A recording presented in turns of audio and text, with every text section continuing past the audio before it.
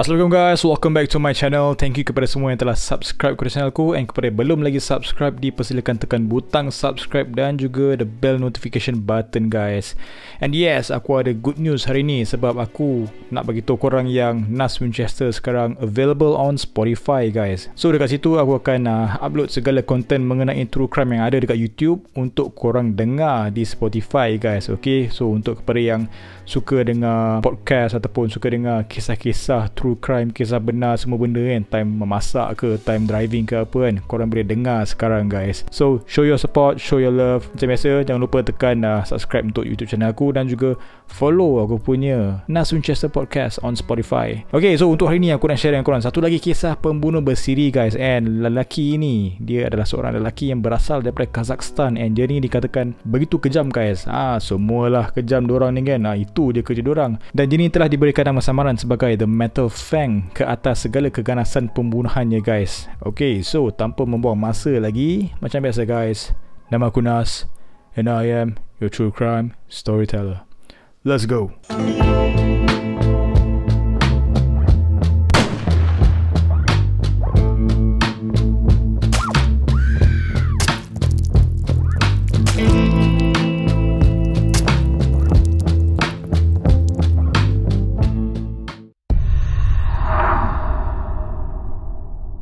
Nikolai Jumagaliev yang dilahirkan pada 15 November 1952 di Yuzhny Nagash, Kazakhstan, and dia ni adalah seorang pembunuh bersiri Soviet, and dia ni telah dikatakan diberikan nama sebagai Metal Fang atas keganasannya guys. So Nikolai ni dia telah dilahirkan kepada bapa Kazakhstan dan juga ibu yang berasal daripada Belarus, and dia ni adalah anak yang ketiga antara 4 beranak, and dia ni adalah anak lelaki yang tunggal dalam keluarganya itu. Pada tahun 1970, semasa dia berumur 18 tahun, dia telah ditugaskan untuk memasuki tentera Soviet, and dekat situ dia telah berkhidmat sebagai pertahanan kimia di bandar Samarkand, Uzbekistan. Jadi selepas dia telah menamatkan perkhidmatannya, dia mencuba untuk menjadi seorang pemandu, and dia telah mempunyai hasrat untuk memasuki universiti. Cuma dia punya matlamat tu tidak tercapai. Kesian lah dia ni kan, nak belajar masuk U tapi tak lepas. Sebagai alternatif, dia telah mengembara merata Kesatuan Soviet guys, ataupun Soviet Union, okay, di mana dia telah mencuba pelbagai profession, antaranya adalah kelasi, juru elektrik, penghantar dan juga pengendali jentera berat. Jadi sepanjang dia bekerja tu kan, okay, dia kan kerja kena travel sini sana kan, dia ni telah bertemu ramai kaum wanita guys. Okay, and dia ni pun dikatakan agak disenangi oleh kaum wanita. So dekat sana dia macam Romeo lah, okay, sebab dia ni asyik duk bertukar-tukar pasangan, dia memanjang. Lain macam doh Nikolai ni. Kemudian pada tahun 1977, dia telah kembali ke Yuzhny Nagash, Kazakhstan, di mana dia telah mengambil pekerjaan sebagai ahli bomba. And pada time tu, dia dapat tahu yang dia telah dijangkiti dengan 2 penyakit, iaitu syphilis dan juga trichomoniasis, iaitu penyakit alat kelamin. And dekat situ dia jadi macam marah, and dia telah simpan sifat dendam terhadap kaum wanita. Jadi selepas apa yang telah terjadi kepadanya, seperti aku kata tadi lah, dia dah menjadi teramat marah dan juga rasa dendam kan kat wanita kan. So dekat sinilah di mana permulaan segala kejahatan Nikolai. Dia telah merancang pembunuhan pertamanya dengan berhati-hati guys. So pada Januari 1979, dia telah membunuh seorang wanita yang sedang berjalan pulang ke rumahnya selepas bekerja. Okey, dekat mana adalah di sekitar bandar Yuzhny Nagash juga. Dan dekat sini Nikolai ni dia telah menyukai untuk memburu kaum wanita. So apa yang terjadi kan, okey, time tu perempuan tu tengah jalan balik berjalan balik daripada kerja, and Nikolai dia dah tunggu, and dia ni bukannya sekadar senyap-senyap nak kejar wanita tu. Dia terus kejar bye. Dia tak ada nak sorok-sorok ke apa tau. So bila dia dah mengejar tu, wanita tu jadi takut. Member cuba lari. Dia cuba lari sepantas yang mungkin guys, tetapi dia tidak berjaya, sehingga Nikolai berjaya mengejarnya and terus cekik dia, lalu mengheret wanita itu ke arah dinding. And of course lah, bila dia dah kena macam tu, mestilah ada pergelutan yang berlaku. Okay, cuma yang kesiannya, wanita tu yes, dia mencuba untuk melawan balik, but ternyatalah Nikolai ni memang lagi kuat lah daripada perempuan itu.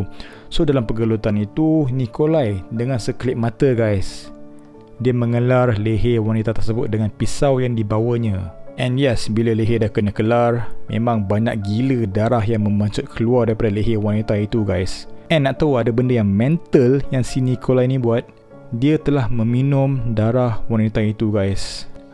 Dia terus minum daripada leher bai. Dah macam minum daripada air pipe macam tu kau tahu. So selepas dalam keadaan macam tu, memang of course lah wanita itu telah pun menghembuskan nafasnya yang terakhir. So selepas itu Nikolai dia terus membaringkan wanita itu tersebut atas lantai, and dia terus membuka semua pakaian wanita itu. Dan selepas itu dia terus memotong alat sulit wanita itu guys. Okay, dan bukan itu sahaja tau, dia telah memotong bahagian peha, betis dan selebihnya guys. Okay, so selepas dia dah potong tu, dia simpan dalam beg plastik hitam yang besar and membawanya pulang. Kemudian bila Nikolai dah sampai ke rumah, inilah bagi aku this is the most, orang kata apa, mental gila punya part lah. Aku tak tahu nak pakai ayat apa lagi lah. So memang mental gila. Why? Is because dia telah mengasingkan lemak wanita itu daripada bahagian tubuh badan yang lain, and dia telah memasaknya ataupun mencairkan lemak wanita itu untuk menjadikan minyak guys. Dan juga bahagian yang lain telah dijadikan jeruk. Aku rasa dia ni dia ada hasrat nak jadi master chef lah aku rasa. Betul lah? Apa kau rasa Sebab memang gaya-gaya chef lah. Ambil lemak, cairkan, renderkan lemak tu kan untuk dijadikan minyak. Dahsyat betul weh. Dan kemudian guys, dia juga ada memasukkan daging wanita itu ke dalam mesin pengisar daging weh. Kalau nak tahu dia buat apa dengan daging tu, lepas dia dah kisar, dia jadikan daging wanita itu sebagai berbola ataupun meatball. Kembang tekak aku dengar bai. Okay, orang pakai daging lembu lah, daging kambing lah, itu ini nak jadikan meatball kan. Member pakai daging wanita itu, relax ke? Sick gila bai. Jadi segala daging yang diproses oleh Nikolai itu hanyalah untuk dia sahaja guys. Okay, dia tak ada menghidangkannya kepada orang lain. Tetapi bukan itu saja tau, dia juga memanggang jantung dan juga paru-paru wanita tersebut. Barbecue, member barbecue lah kat rumah kan. Grill stick kan. Dahsyat betul lah. So macam kita tahulah, Nikolai ni yalah of course lah, dia ini kisah yang telah terjadi, Angelina telah ditangkap, and dia ada membuat satu pernyataan lah semasa dia telah disoal siasat. Okay, apa yang dia kata adalah, pada awalnya daging itu agak keras, jadi saya perlu memasaknya dengan lebih lama dalam lemaknya itu, dan daging wanita ini dapat menampung pemakanan saya untuk sebulan. Tetapi pada kali pertama saya makan daging manusia, saya perlu memaksa diri saya. Tetapi lama-kelamaan, saya sudah menjadi biasa. Gila baik, korang boleh imagine tak? Awal-awal tu memang dia tak boleh telan langsung, but eventually dia telah membiasakan dirinya untuk makan daging manusia. So selepas segala perkara tersebut, pada 25 Januari 1979, mayat wanita itu telah ditemui dan kes pun telah dibuka, and cuma itulah, siasatan itu tidak membawa ke penangkapan pembunuhnya itu, which is Nikolai lah, siapa lagi kan. Pada tahun 1979, Nikolai telah membuat 5 lagi pembunuhan. Okey, apa yang telah terjadi adalah pada 21 Ogos, dalam keadaan dia tengah mabuk, dia telah tidak sengaja menembak seorang lelaki guys. Okay, and selepas itu obviously dia telah ditangkap. So from there dia telah dihantar ke pusat mental Serbsky, and dia telah didiagnosiskan dengan penyakit skizofrenia. Cuma bagi aku si Nikolai ni kan, dia ni macam tak pernah puas lah, aku rasa lah. Tak pernah puas dengan apa yang dilakukan olehnya, sebab tak sampai setahun dia telah dimasukkan ke tempat mental tersebut. Dia telah dibebaskan, okay? Dia telah dibebaskan dan kembali ke Yuzin Nagash. Tetapi once dia dah dilepaskan, dia dah bebas, dia sambung dengan 3 lagi pembunuhan guys. Tak serik-serik aja ni, dia bunuh orang lagi kan. Jadi pembunuhan ke-9 Nikolai telah membawanya kepada penangkapannya, di mana satu hari ini dia telah menjemput rakan-rakannya dan juga teman wanita mereka untuk ke rumah aja. But bukan sekadar nak datang lepak-lepak ke apa lah, dia ni dah ada niat lain tau. Okay, so bila once dia punya kawan-kawan tu semua datang ke rumah dia, dia terus membunuh salah seorang daripada mereka guys, and dia terus memotong tubuh badan mereka di dalam bilik tetamu. And apabila tetamu dia yang lain datang and nampak apa yang telah terjadi, dorang cuak lah weh. Dorang terus cuak and lari guys, lari keluar rumah dalam keadaan ketakutan, and mereka terus melakukan laporan kepada pihak polis. Dan tak lama selepas itu pihak polis pun sampai. Cuma bila pihak polis sampai, mereka telah menangkap Nikolai dalam keadaan berlutut berlumuran darah guys. Time tu polis pun jam terkejut, apa benda ni kan. Okay, dah kena potong bagai berdarah-darah kan. So diorang jam, diorang terkedu tau. Okay, diorang keras di situ. Because of that, Nikolai ni dia berjaya melarikan diri guys. So Nikolai ni dia telah larikan diri ke arah pegunungan dalam keadaan telanjang dengan kapak dekat tangan dia tau. Tetapi tak lama selepas itu dia telah dikesan dan juga telah ditangkap pada keesokan harinya. And terdapat juga salah seorang daripada saudara Nikolai telah ditangkap oleh pihak polis. So selepas penangkapan Nikolai, kurang daripada setahun kemudian lah, pada 3 Disember 1981, Nikolai ni dia telah menjalani perbicaraan and memandangkan dia sebelum ni dia telah menghidap penyakit skizofrenia. Dia sekali lagi telah diisytiharkan sebagai gila dan juga telah direman ke pusat rawatan khas di mana dia telah menghabiskan 8 tahun berikutnya. Tidak lama selepas jenayah Nikolai pada tahun 1980-an itu telah mendapat perhatian yang teramat luas guys. Dah jadi kecoh tu dengan dia punya pembunuhan tu, dah jadi kecoh. Semua orang tahu berkenaan dengan pembunuhan Nikolai ini. Terdapat seorang lagi psycho yang bernama Alexander Skrinik, di mana dia telah beroperasi di kawasan Chisinau. Dan dekat situ dia telah membunuh dan juga memotong tubuh badan kaum wanita. Dan selepas itu dia juga telah membawa mayat kaum wanita itu kepada kawannya guys. Another mental way. Lagi seekor mangkuk ayam sudah mari ya. Dan apa yang lagi mental kan guys, kepala wanita yang telah dibawa olehnya itu telah disiarkan di televisyen way. Semua orang nampak apa yang telah dilakukan oleh Alexander. So of course dekat Chisinau tu semua khabar angin telah tersebar yang mereka cakap yang Nikolai ni telah melarikan diri dan juga telah sampai ke ibu negara Moldova. Tetapi kabar angin itu telah dihentikan selepas Alexander telah ditahan, ditangkap dan juga dihukum bunuh. Pada 29 Ogos 1989, semasa dipindahkan ke hospital mental yang biasa, Nikolai ni dia berjaya melarikan diri tau. Okay, dia melarikan diri menggunakan kereta yang diangkutnya itu. Dan kemudian dia telah mengembara untuk masa yang lama di merata USSR. Dan terdapat juga menurut beberapa laporan, dia ada melakukan beberapa siri pembunuhan di Moskow dan juga di Kazakhstan. Jadi pada masa yang lalu kan, Nikolai sebelum ni dia telah dikatakan sembuh dan juga telah dibebaskan tau. Okay, so dia ni telah diberikan kebenaran untuk pulang ke kampungnya. And yes, obviously lah, kalau dia balik ke kampung dia, memang dia tidak akan diterima dengan baik lah. So bila Nikolai dah tahu kalau benda tu akan terjadi, dia decide untuk tidak pulang ke kampungnya. Okay, so because of that, Nikolai ni telah diisytiharkan sebagai pelarian ataupun fugitif. Untuk beberapa tahun, dia dilaporkan telah dilihat di sekitar Moskow, Kyrgyzstan dan juga di Uzbekistan. Dan dia ni juga telah bersembunyi di kawasan pegunungan selama 2 tahun, terutama sekali di kawasan Kyrgyzstan. Jadi dekat situ dia telah mengumpul tumbuhan perubatan untuk menukarnya dengan makanan dengan penduduk tempatan di sana. Cuma aku pelik, takkan penduduk sana tak boleh cam muka dia, betul tak? Sebab muka ni dah terpampang merata tempat dengan dia punya jenayah yang gila punya kan. Takkan orang tak perasan kan? Tapi itulah kan. So disebabkan dengan segala kesusahan untuk dia hidup, semakin hari menjadi semakin susah untuk dia tau. Tambah-tambah lagi terdapat beberapa pihak yang telah terlibat untuk pencariannya. Nikolai membuat keputusan untuk mengalihkan perhatian dari Kyrgyzstan dengan mengelurkan pihak penyiasat, membuat mereka berfikir bahawa dia berada di ibu negara tersebut tau. Okay, so apa yang telah dibuat oleh Nikolai adalah dia telah berkenalan dengan seorang untuk mengambil surat yang tulis olehnya untuk menghantar kepada rakannya yang berada di bandar Bishkek dan menghantar surat tersebut daripada Moskow. So dekat situ dia nak buat macam diversion lah orang kata. Dia nak buat pihak penyiasat fikir yang dia ni berada di tempat yang lain. Cuma apa yang ditulis oleh Nikolai dalam surat tu kan, bagi aku agak menakutkan lah. Dia macam dia nak hantar satu message lah. Okay, so apa yang ditulis dalam surat itu adalah, sekarang saya akan kembali tidak lama lagi. Terdapat banyak wanita cantik di sini. Tiada siapa yang akan menyedari kehilangan mereka.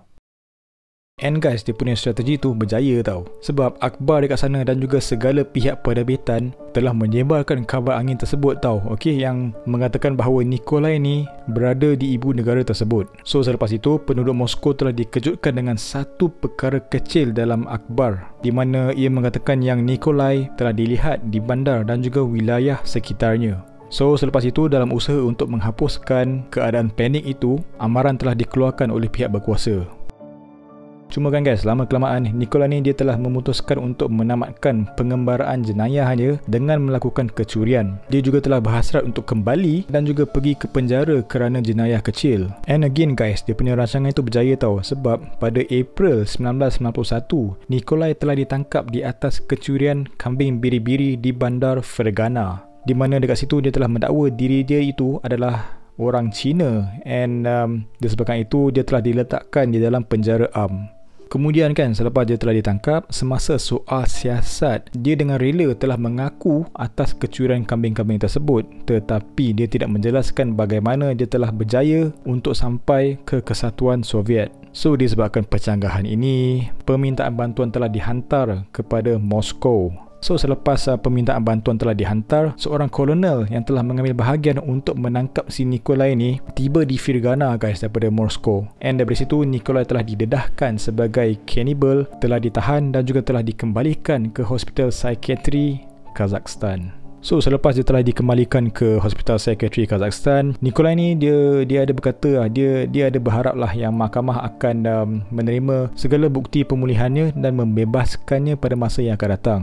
Cuma agak susah lah nak lepaskan dia kan, disebabkan kes cannibal yang telah dilakukan olehnya pada sebelum ini. Sebelum ni dah dia duduk lepas, pergi buat hal lagi. So memang kena masuk balik lah kan cerita dia kan. Memang no second chance lah orang kata. Jadi buat masa sekarang, Nikolai ni dia telah diasingkan daripada masyarakat dan juga dipenjarakan di klinik psikiatri khusus dan juga telah dipagari dengan kawat yang berduri di kampung Aktas di rantau Almaty. Dia juga pernah memfailkanlah permohonan untuk dikenakan hukuman mati, tetapi ia dianggap oleh pakar sebagai gejala kemerosotan keadaannya.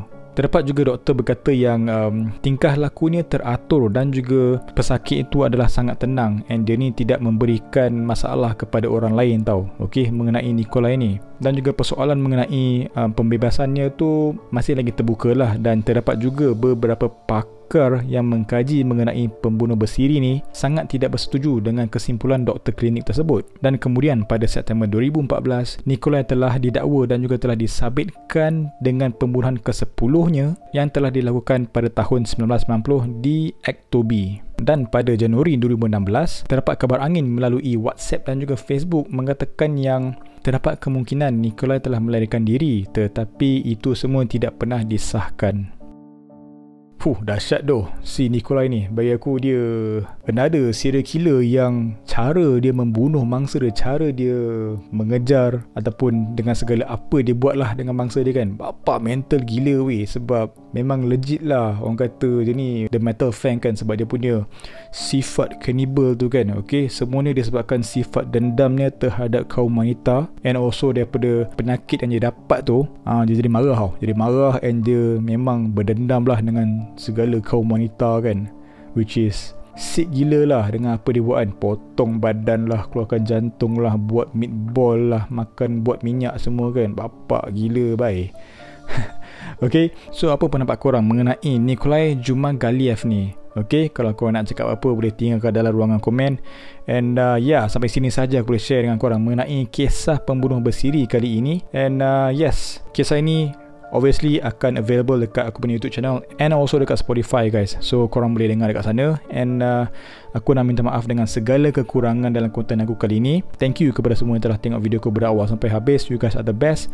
Don't forget to hit the subscribe button guys. Okay, jangan lupa tekan butang like dan juga the bell notification guys. Dan sekali lagi aku nak cakap thank you so much kepada semua yang telah subscribe pada channel aku. And also aku nak cakap Happy Chinese New Year kepada semua kawan-kawan aku. And aku harap korang have fun with the family. Kalau korang travel balik kampung ke apa, please be safe guys. Okay, be safe, jaga korang punya social distancing dan sebagainya. And I will see you in the next video. As always guys, never stop creating, always do what you love. Tak fikir apa orang cakap, yang penting korang happy. And yang lagi penting, korang stay safe, stay healthy, take care guys.